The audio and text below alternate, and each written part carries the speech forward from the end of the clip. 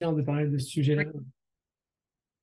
Mais pourtant, c'est intéressant, c'est intéressant, c'est pas tabou et c'est intéressant. Je trouve que c'est aussi intéressant que les stratégies de succès. Et alors, on a fait comme on a fait. Bon, ok, ça a amené des plantages, ça a amené des sensations pas très agréables, des expériences, des comportements qui n'étaient pas forcément appropriés, adaptés. Mais si on a fait comme ça jusqu'à maintenant, c'est qu'il y avait bien une raison. Donc, le fait de considérer son parcours ou euh, certains ratages, certaines expérimentations comme ça, de pas le considérer et de le fuir et de pas prendre un moment pour s'attarder. Hein. Vous savez, il y a beaucoup de gens qui sont solutionnistes, qui vont dans les solutions, qui disent, OK, non, mais on veut trouver des solutions, on veut du coaching, etc. On veut des conseils. Ben, OK, mais c'est pas super respectueux pour tout le parcours qu'on a fait jusqu'à maintenant. Si on a fait ce qu'on a fait jusqu'à maintenant, c'est que justement, c'était utile. C'était utile et que ça a eu une utilité à un moment. Alors, peut-être que c'est plus adapté, c'est plus approprié, mais au moment où on a choisi de faire ce qu'on a fait, c'était utile et il y avait un intérêt, il y avait une intention. Donc, c'est bien de pas trop aller vite sur quand on a un problème à la recherche de solutions, de pas de s'apesanter un peu et de redonner un peu de, de, de crédit à ce qu'on a fait dans le passé qui a fonctionné à un moment. Déjà, première remarque. Textualiser, on va aller voir ce qui marche plus aujourd'hui, à quel moment ça a marché. Donc, ce qui marche plus aujourd'hui, à quel moment ça a marché. Qu'est-ce qu'on avait comme ressources à ce moment-là pour mettre en place ce qu'on a mis comme comportement, comme état d'esprit ou ouais, comme action. Parce que c'était une réaction dans un contexte où on n'avait pas la main pour faire autre chose. Est-ce que c'est quelque chose qu'on a hérité et qu'on a fait machinalement parce qu'on a reproduit? Est-ce que voilà, c'est autre chose? Mais en tout cas, remettre la main dans le contexte, remettre à l'endroit du contexte où on a déjà mis en place ces habitudes, ce comportement. Est-ce que c'est devenu des habitudes après ou est-ce que c'est juste un comportement? C'est pas mal de remettre en place, de revenir sur le contexte et de voir euh, si on l'a fait, c'est qu'il y avait une raison et c'est les ressources qu'on avait à ce moment-là, la compréhension du monde qu'on avait à ce moment-là et on a fait comme ça. Donc déjà, première chose. En plus, il y a quand même un truc qui est important, c'est de considérer que euh, de ce qui nous, de ce qu'on fait et qui aujourd'hui peut-être qu'on considère comme quelque chose qui n'est pas adapté, qui est un échec ou qui est quelque chose de pas ou qu'on nous a pointé du doigt comme pas agréable ou qui est plus approprié, bah on l'a mis en place. Alors, c'est peut-être pas aussi clair que ça de le décrypter, mais c'était une stratégie à ce moment-là. Donc c'est important de considérer que c'est quand même quelque chose qui était censé, qui était censé et qui était utile. Et souvent, je trouve on va trop vite. On va trop vite là-dessus, on passe pas assez de temps sur le problème, on est trop solutionniste et ça vaut le coup de se pencher un peu sur le problème. Parce que c'est quoi les tentations? Maintenant, on est là, quand ça va pas bien, c'est quoi les tentations? Tiens, je vais vous interroger un peu. Alors, qui est-ce qui est en ligne?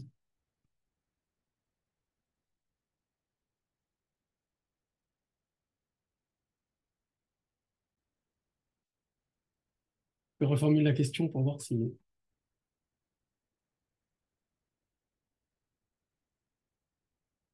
Magali, par exemple, est-ce que tu as une idée qui est présente?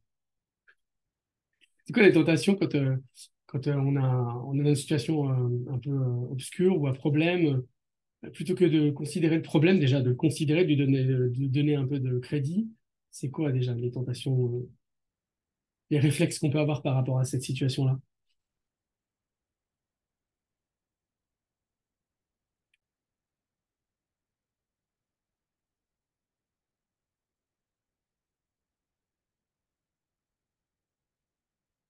Bon,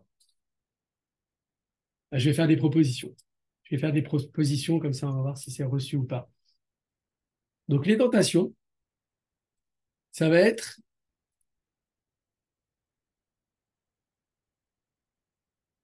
ça va être déjà de s'accabler, de s'autocritiquer, et voilà, se planquer, tu as tout à fait raison.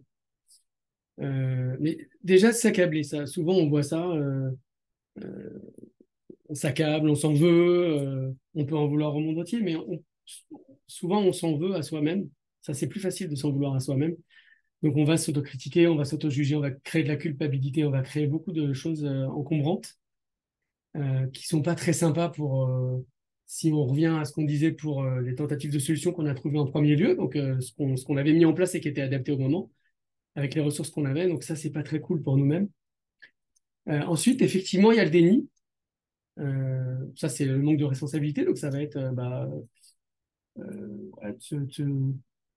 de se planquer, comme tu dis, de pas voir les choses, de pas considérer sa part, de pas prendre sa part dans la situation dans laquelle on est, donc de remettre ça sur le monde entier.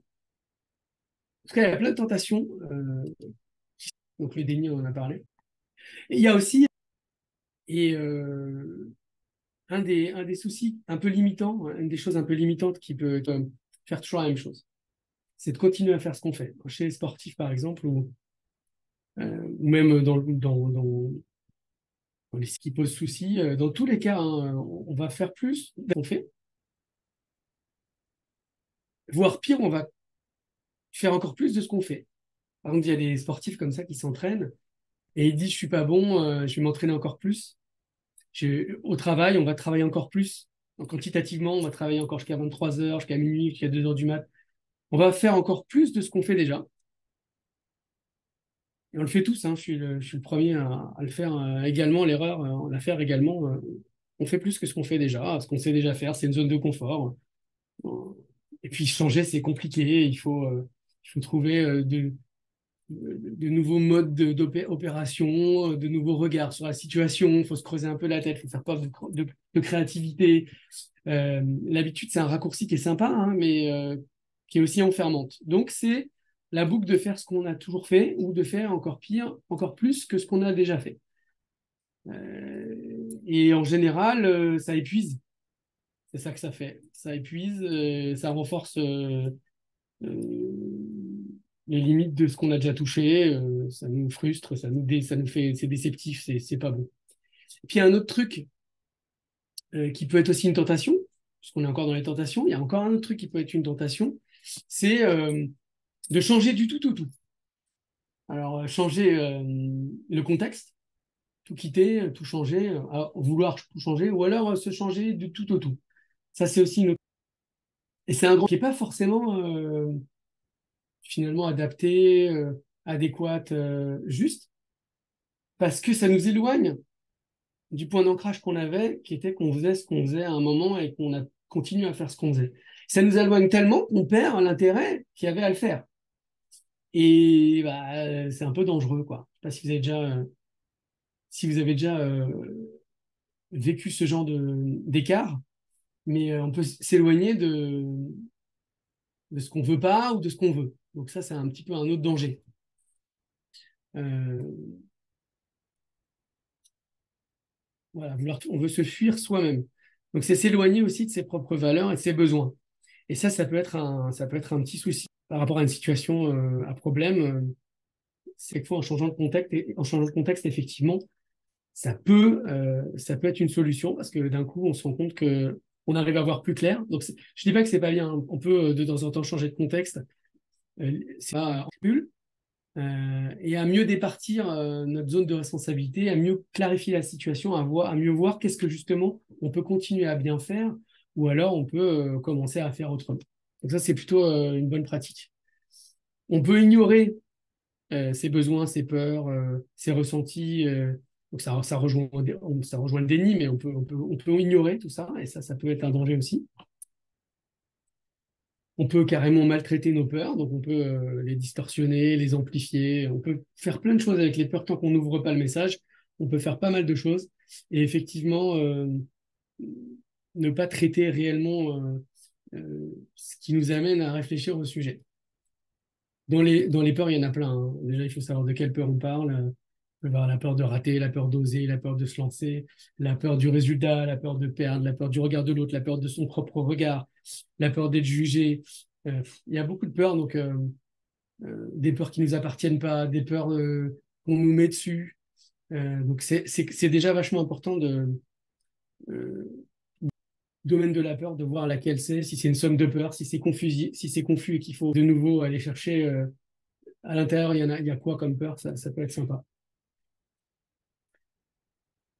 Check, et on prend pas souvent le temps de voir quels programmes on met en œuvre, qui sont des œuvres d'art quelque part. Hein. C'est artistique hein, quand on se plante bien, quand on est dans l'échec, quand on perdure dans l'échec, quand on se relève pas, quand on fait pas la preuve de résilience, qu'on ne bondit pas. C'est aussi un mouvement artistique. Donc c'est intéressant de voir euh, euh, toutes les manières de se planter et de comprendre qu'il y a vraiment un millier de manières de se planter. Alors par exemple, qu'est-ce qu'il y aurait? Une des manières de se planter, ce serait un peu ce comportement d'illusion, encore une fois, que en faisant rien, on se protège.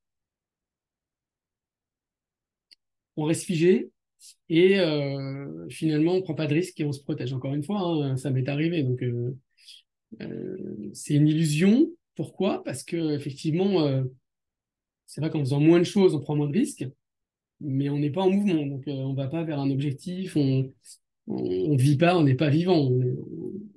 On peut devenir des morts vivants très rapidement. Donc, c'est un petit peu dangereux. Donc, c'est pour ça que je dis que c'est une illusion, mais c'est une tentation aussi, c'est de rester figé, figé dans ses comportements, figé dans cet état d'esprit, figé à tous les niveaux. Mais c'est une tentation, se bloquer. Ah, parfois, ça arrive quand on a vécu des choses trop fortes, on n'ose plus rien faire, on n'ose plus se lier, on n'ose plus bouger, on n'ose plus faire des choses. Autre programme magnifique et très artistique pour bien se planter, c'est se rajouter, par exemple, tous ceux qui passent le bac, qui passent le permis, qui ont un concours, qui ont un examen, qui vont pitcher devant des gens pour aller chercher de l'argent, toute situation en jeu. Euh, Notre cerveau sait très bien hein, qu'il y a de l'enjeu. Hein, je pense on n'est pas tous, on sait, on le sait. Et pourtant, eh ben, on peut pas s'empêcher souvent de se remettre de l'enjeu en se redisant des choses, en se redisant. Alors, vous connaissez ce dialogue interne un peu qui a une bonne intention, hein, de nous mettre en attention, de nous mettre, qu'on soit prêt pour l'événement qu'on doit affronter, mais en même temps, il nous fout une pression supplémentaire. Alors, ça peut être une voix qui est une introjection des parents, d'entraîneurs, qui est, c'est-à-dire une introjection, c'est-à-dire une voix qu'on a mis à l'intérieur, mais qui nous appartient pas vraiment, ou qui est une partie de nous. Ça peut être plein de choses, mais en tout cas, cette voix, elle nous parle comme ça, un peu de manière attention, c'est très important. Puis après, on évalue les risques. Alors, on va se mettre dans les conséquences négatives, positives. Si tu rates, c'est une catastrophe, c'est le plus gros match de ta vie, c'est le plus gros événement de ta vie. Oui, mais si tu gagnes, alors c'est horrible aussi parce qu'il faudra assumer. Voilà. On va se dire tout ça, on se remet une pression en plus. Et là, bah, vous doutez bien qu'on se tend encore plus et donc on est encore moins relâché. Et donc on fait la moins bonne prestation possible. Donc se mettre une surpression, c'est courant, hein, on le fait tous. Pas très aidant en partie et pas très aidant majeure partie du temps. Être intransigeant avec soi aussi, c'est pas mal. Hein, ne pas vouloir gagner du premier coup, être sans pitié avec nous-mêmes. C'est-à-dire que dès qu'on fait une erreur, on va se flageller, se, se, se, se, se reprocher des choses. Tout de suite, on va couper l'élan qu'on avait vers l'action. Voilà. Tout ça, c'est pas très engageant pour poursuivre et pour être bon.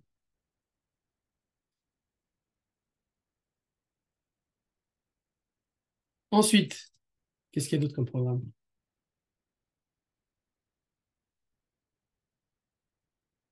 C'est déjà pas mal, hein. Déjà, vous voyez si on en additionne deux ou trois, on est déjà bien, on se maintient bien dans l'inaction, dans des émotions pas très agréables, dans des sensations d'échec. On est déjà au taquet. Et tout ça, c'est pas hyper aidant. Évidemment, il y a des antidotes à chaque fois. Hein. Là, je passe du temps exprès.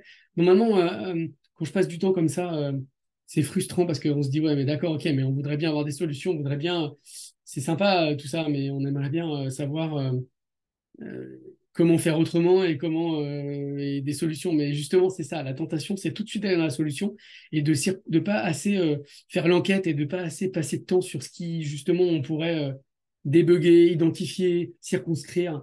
Et vraiment, ça, c'est important. Je trouve on va trop vite à... Comme c'est désagréable. En fait, le problème, c'est que tout ça, c'est hyper désagréable. C'est hyper désagréable de prendre du temps sur soi, pour dire, OK, là, j'identifie par exemple les drivers, j'identifie que j'ai le driver perfectionniste. Souvent, on a ça, on trouve ça quand on fait des tests. Driver perfectionniste, c'est tout soit parfait, ça doit être parfait, il faut que, je dois, etc. Tout ça, c'est très. On s'autorise pas. C'est super, l'intention est bonne, on veut bien faire. C'est le travail, c'est la valeur travail bien fait et tout. Mais c'est jamais bien, on prend jamais un temps pour célébrer, on n'arrive pas à accepter que qu'on peut ne pas y arriver tout de suite, qu'il peut y avoir des étapes. Donc ça, à ce moment-là, il faut quand même un moment remercier le driver perfectionniste et puis lui dire, OK, tu me veux du bien, c'est cool, mais à un autre endroit, tu peux aussi me lâcher et m'autoriser à célébrer cette petite victoire ou pendant un moment, je veux pas me fixer l'objectif, je veux juste être cool et je veux profiter. Donc il y a tout ça. Et ça, on en a besoin, hein, parce qu'on n'est pas linéaire, on n'est pas sans arrêt objectif, réussite, objectif. C'est des plateaux et on a le droit aussi de prendre son temps pour progresser. Cette tentation-là, c'est pas évident de se pencher dessus. Je vais encore en rajouter une. Donc, par exemple, il y a se laisser driver par l'environnement. Pour pas embrasser la responsabilité d'un processus, c'est soit la destinée, soit la vie, soit les autres, soit les proches, de dire, OK, bah, en gros, parce que ça prend du temps de donner son avis, de s'accorder sur les valeurs communes, c'est de la négo et voilà. C'est une tentation aussi, c'est de laisser les choses faire. Le problème, c'est que si on laisse trop faire, on peut dériver de nos propres attentes et on peut s'éloigner de nos rajoute des problèmes. Aussi, on peut avoir un problème de volonté dans les programmes défaillants comme ça qui mènent à l'échec ou en tout cas des sensations d'échec ou des représentations d'échec, on peut avoir une survolonté. Survolonté, c'est vouloir trop bien faire ou le vouloir trop fort. Euh, Ça, c'est souvent des élèves que j'ai en prépa en tout cas, ça m'a été rapporté comme ça, qui disent non, mais moi, je suis bon et en plus, je vais réussir parce que je le veux très fort. Je le veux très fort.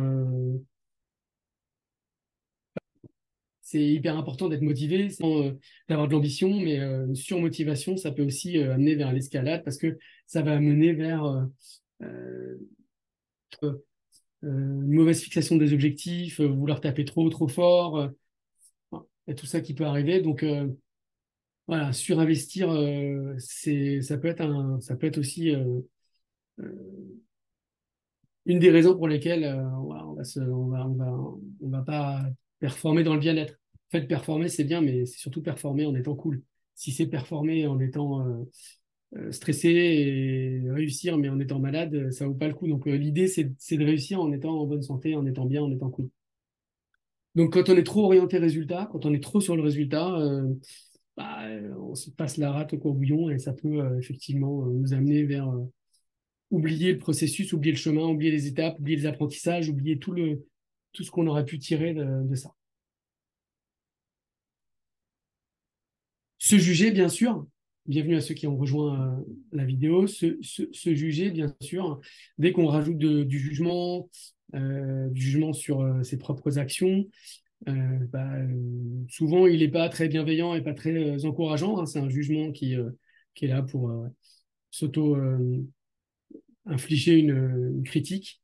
Donc ça va effectivement nous amener vers des choses pas très très sympas, pas très très aidantes. La résistance au changement aussi, quand on est trop centré sur auto-centré sur ce qu'on veut. Donc ça rejoint ce qu'on disait tout à l'heure sur être orienté résultat, mais là c'est plus que ça, c'est orienté vers nos propres désirs. Ça rejoint la volonté. Si je suis trop orienté vers ce que je veux, je peux pas m'adapter au plus juste de la situation. Je peux pas m'adapter à ce qui arrive. Le tour entre mes objectifs et ce que la situation me propose. Et je vais devoir composer plutôt avec ce qui arrive. Et des fois, je vais pouvoir imposer ce que je veux, mais des fois, je vais pouvoir aussi, et je vais devoir faire un pas de côté et m'adapter. Et donc, ça peut être un problème, les gens qui sont trop centrés sur leurs propres objectifs.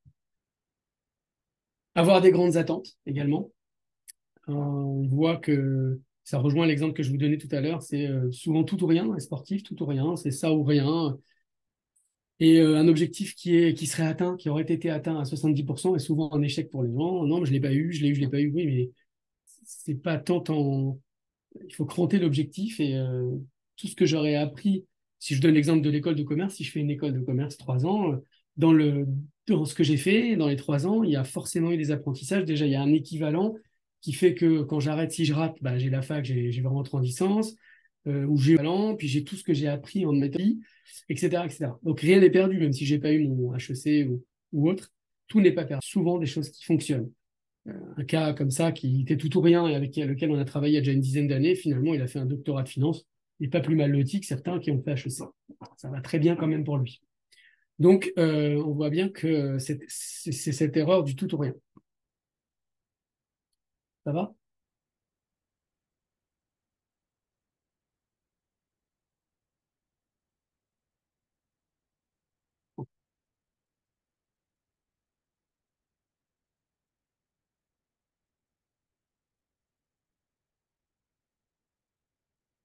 On continue. N'hésitez pas à poser des questions. Merci, Magali.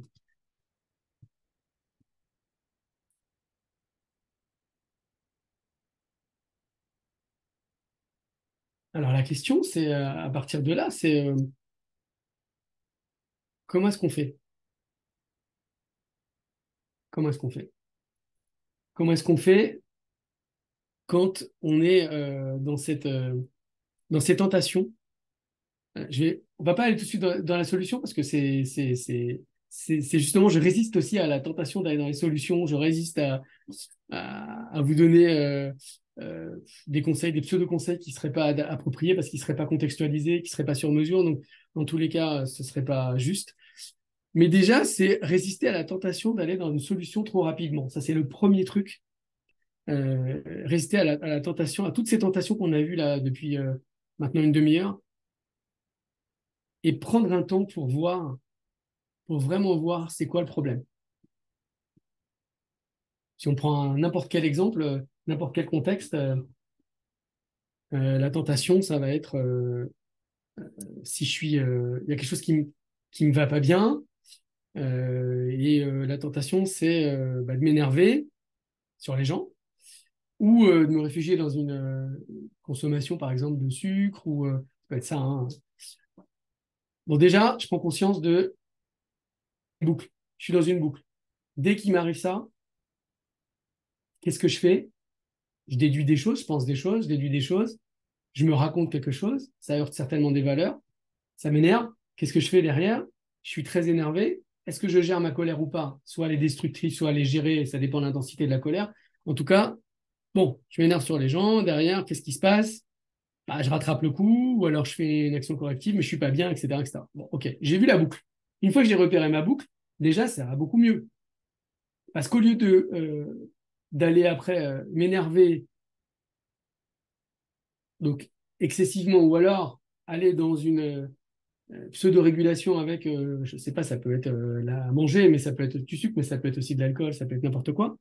Derrière, je commence à me dire, ok, je vois ce comportement-là, parce que je vois qu'il y a une boucle, je vois que ça devient une habitude, que c'est dans mon comportement et il y a tout ça. J'observe ça. Maintenant, je peux commencer à voir le déclenchant. Je peux commencer à voir est-ce que c'est utile ou pas pour moi? Si c'est utile, je le garde. Si c'est utile de m'énerver pour protéger mes limites, mes besoins, etc., je le garde. Peut-être je transforme en le communiquant différemment plutôt que de casser les assiettes, mais je peux garder l'utilité de la colère. Mais en tout cas, déjà, je commence à identifier ce qui se passe. Et puis après, je vais pas changer du tout au tout, parce que si c'est utile, vous voyez bien tout à l'heure par rapport aux tentations de s'en débarrasser, de dire ah non, le déni, bah, par exemple là, le déni, pas se mettre en colère. Non, c'est pas vrai, je me mets pas en colère. Bah si, tout le monde a vu que tu as cassé les assiettes, donc c'est pas vrai. La tentation de fuir et de se barrer, bah je vais me barrer, mais je vais revenir, et puis après je vais devoir m'excuser, et puis etc. Ça marche pas non plus. Toutes les tentations là de tout à l'heure de ce qu'on a dit, rejeter la faute sur l'autre, bon, c'est un peu manipulatoire. Et puis à un moment ou à un autre, les autres, ils vont dire non, mais c'est pas possible, ça fonctionne pas. C'est pas du tout comme ça que ça fonctionne. Ça va être des comportements délétères et des relations qui vont pas aller bien. Donc déjà, j'ai identifié ça. Maintenant, comment je vais faire? Bah, j'ai identifié qu'est-ce qui fait que je me suis énervé à ce moment-là? Est-ce que c'est une valeur qui a été attaquée? Est-ce que c'est une pensée qui est arrivée et qui a déclenché ce comportement de délimitation, de protection, de respect des besoins, etc. Si c'est ça, à ce moment-là, je peux anticiper la prochaine fois. Je peux faire déjà différemment. Je peux anticiper, je peux me dire, bon, bah, euh, ok, je sais que, par exemple, il y a des trucs quand on me critique, quand on fait pas un truc, ou que je demande quelque chose, ou ça c'est bon pour les parents, ça c'est très juste pour les parents, c'est très juste pour les entraîneurs, c'est très juste pour les managers. J'identifie les processus, les boucles dans lesquelles je suis, au lieu d'aller dans des boucles automatiques et de ne pas être content. Mais je vais prendre en considération ce que je fais. Et donc, par exemple, bah, si c'est une critique qui est reçue, eh ben, je vais pouvoir euh, prendre un temps pour vérifier ce qui est dit. Est-ce que c'est juste? Parce que si ça se trouve, c'est vrai que j'ai jeté à côté de la poubelle le truc. J'ai beau, euh, j'ai beau mal prendre le truc, mais si ça se trouve, c'est vrai, j'ai jeté à côté de la poubelle. Et si c'est vrai, bah, à ce moment-là, je peux reconnaître ce qui est vrai. Et je peux aller ramasser, je peux corriger, je peux faire différemment. Et puis pour la prochaine fois, je peux soit ne pas du tout jeter le truc dans la poubelle, ou alors le jeter bien dans la poubelle quand j'en ai l'occasion. Et je peux passer à côté de toutes les tentations dont on a parlé tout à l'heure, toutes les tentations qui font que bah, je reste dans ces schémas répétitifs et ces habitudes et ces mauvais, ces trucs qui me sont plus utiles. C'était peut-être utile à un moment, mais ça l'est plus aujourd'hui. Aujourd'hui, si j'ai envie d'évoluer, je dois garder de l'énergie. Je dois pas dépenser de l'énergie sur des trucs où je vois que ça fonctionne pas et je veux faire différemment. Donc déjà, prendre un temps pour identifier ce que je fais et voir dans quelle boucle je suis, dans quelle boucle de moi à moi et de boucle interactive avec les autres, dans quelle boucle je me mets. C'est pas OK. Et qu'est-ce que je garde? Et donc, c'est pas je vais tout changer du contexte, hein. Parce que si je pars au Mexique, je vais toujours jeter à côté de la poubelle et il y a toujours un petit gars qui va venir me voir et qui va me dire, monsieur, vous avez jeté les papiers à côté de la poubelle. Donc, logiquement, ça résout pas mon problème de base qui va être que j'aime pas quand on me dit un truc qui me plaît pas. Donc, on voit bien que les tentations, elles sont quand même toujours là, hein. De ne pas calculer ce qui m'arrive, de remettre la faute sur l'autre. On la voit dans les situations de la vie de tous les jours, à chaque fois, oui, mais c'est vous, mais non, le premier réflexe de l'autre, c'est de dire, mais non, c'est l'autre qui a fait ça. Donc, embrasser la responsabilité, en tout cas sa part, prendre sa part, c'est pas mal pour pouvoir progresser, avoir des relations pérennes, etc. Ça va tout le monde? Bonjour à tous ceux qui sont arrivés. Un moment pour euh, de comment bien se planter, ça voudrait dire qu'intentionnellement je veux le faire, alors qu'en général, quand on se plante, c'est pas qu'on voulait le faire intentionnellement, mais c'est que en fait, je voulais changer le regard sur tous les programmes qu'on met en œuvre qui nous mènent à l'erreur. Et peut-être dans une prochaine vidéo parler des erreurs et donc comment requalifier ces échecs, comment transformer un échec en erreur, en apprentissage, etc. Mais d'abord, je voulais mettre l'emphase sur le fait que nos chemins, c'est qu'il y avait une utilité et c'est qu'à la base, si on a fait ça et que ça n'a pas marché, c'était peut-être utile à un moment, c'est peut-être plus utile et que bah, malheureusement, on s'est habitué à faire comme ça, on a cru qu'on était comme ça, des fois au niveau de l'identité, on a cru qu'on devenait comme ça, que ça nous définissait, mais c'est pas toujours le cas. C'est pas toujours le cas. Donc, très important, c'est ça que je voulais faire aujourd'hui. C'est que le fait de se planter et de s'en vouloir, et que ça devienne des reproches et qu'on en ait honte et qu'on le cache. Et souvent, les réseaux sociaux vont pas dans ce sens-là. Et euh, ça, c'est pas cool. C'est pas cool parce qu'effectivement, on doit montrer la meilleure face de soi. Euh, on doit faire la meilleure presse possible. Euh, et c'est pas super réaliste C'est une image un peu faussée, c'est le meilleur soi du monde, mais c'est pas très réaliste et pas très authentique. Et donc, ça peut encore plus culpabiliser les gens, encore plus les mettre dans une comparaison de que ce que les autres font et être encore plus, encore moins bienveillant envers eux-mêmes. Donc ça, c'est pas hyper cool. Et donc, je vous encourage à restaurer de la coolitude pour vous-même, de la bienveillance pour vous-même, vous autoriser à oser, à faire des erreurs, à être OK avec le fait que même si vous ne faites pas les trucs jusqu'à maintenant ou si vous n'êtes pas fier de certaines choses jusqu'à maintenant, etc., ça fait partie d'un process, de ce que vous avez fait. Et c'est bien de se pencher dessus avec de la gentillesse, avec de la douceur. Ouais, le mot douceur est pas mal. C'est dessus avec de la douceur. Et de voir que c'est ce qui vous fabrique, c'est ce qui vous a fabriqué. Et donc, ne pas vouloir détacher ça de vous-même, ne pas le disqualifier, ne pas s'en vouloir, mais considérer que c'est une œuvre d'art. C'est une première œuvre d'art. Alors, quand on fait des œuvres d'art ou des livres, hein, on fait 2, 3, 4, 10, 15 versions, et la dernière version, quelquefois, elle nous plaît toujours pas, et on la reprend, et on en refait encore une. Et bah, c'est pareil, votre vie, ce serait comme une œuvre d'art renouvelée en permanence, améliorable en permanence, mais on ne jette pas le premier brouillon, on le garde comme on garde les premiers brouillons, les premiers dessins de nos enfants. Je vois certaines personnes qui suivent ce live dont j'ai vu les premiers brouillons, les premiers dessins quand ils étaient tout petits, ils étaient accrochés sur le mur de leurs parents, ils étaient magnifiques. Et pourtant, c'était des gribouillis. Mais ils sont magnifiques, c'est nos gribouillis. Et ben, nos plantages, ou ce qu'on considère comme nos plantages aujourd'hui, ce sont nos gribouillis d'enfants qui étaient des œuvres d'art pour nos parents, mais aussi pour nous-mêmes, qui sont nos premières œuvres d'art. Et donc, reconsidérer déjà nos erreurs, entre guillemets, on va dire certains chemins qu'on a faits, comme des œuvres d'art, c'est déjà changer le paradigme qui est qu'il y a quelque chose en nous qui ne va pas ou qu'il y a des choses qui n'ont pas été bonnes, etc. Tout est bon dans dans ce qu'on fait. À nous de juste requalifier les choses et de considérer que c'est utile, ça a été utile, ça sera utile. Peut-être trier là-dedans ce qui est plus utile et un peu comme les valeurs, il y a des valeurs qui sont très utiles à certains moments et puis qui le sont moins à d'autres. Quand vous avez 18 ans, la liberté, l'amitié, tout ça c'est très important, les sorties. Et puis quand vous en avez 40, c'est peut-être toujours valable, hein, toujours très important, mais peut-être qu'il y en a d'autres qui sont rajoutés comme la famille, comme le travail, comme la réussite sociale. Et donc il faut jongler avec ces valeurs et les re-hiérarchiser. Et donc on ne va pas les jeter, parce que si c'est une valeur est là, ça veut dire que c'est important pour vous et que ça vous apporte des choses.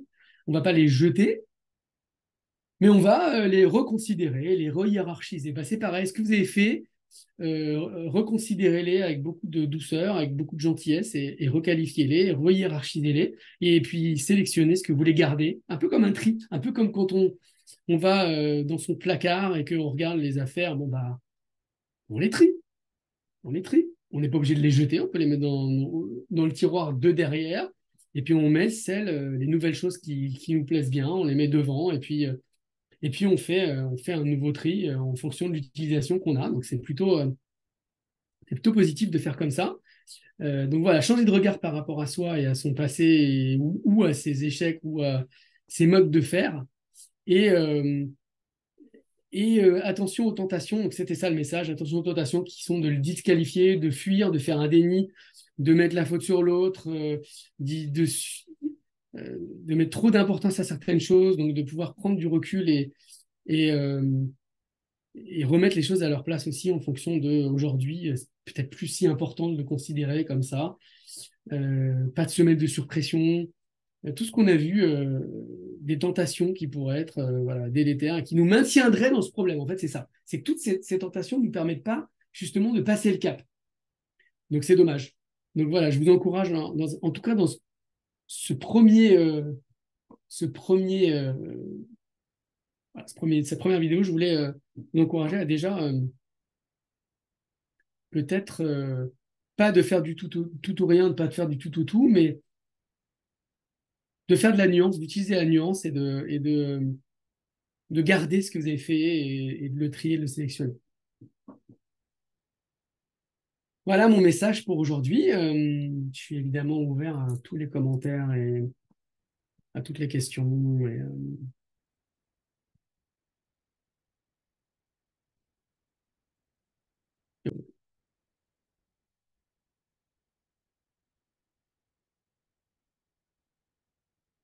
Il y en a, c'est sûr.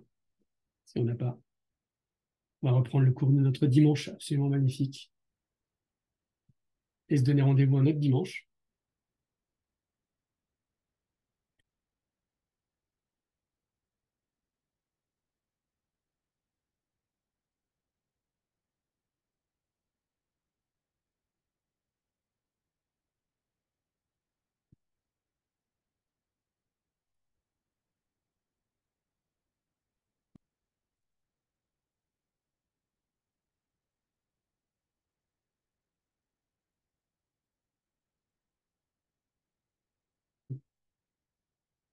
Au revoir.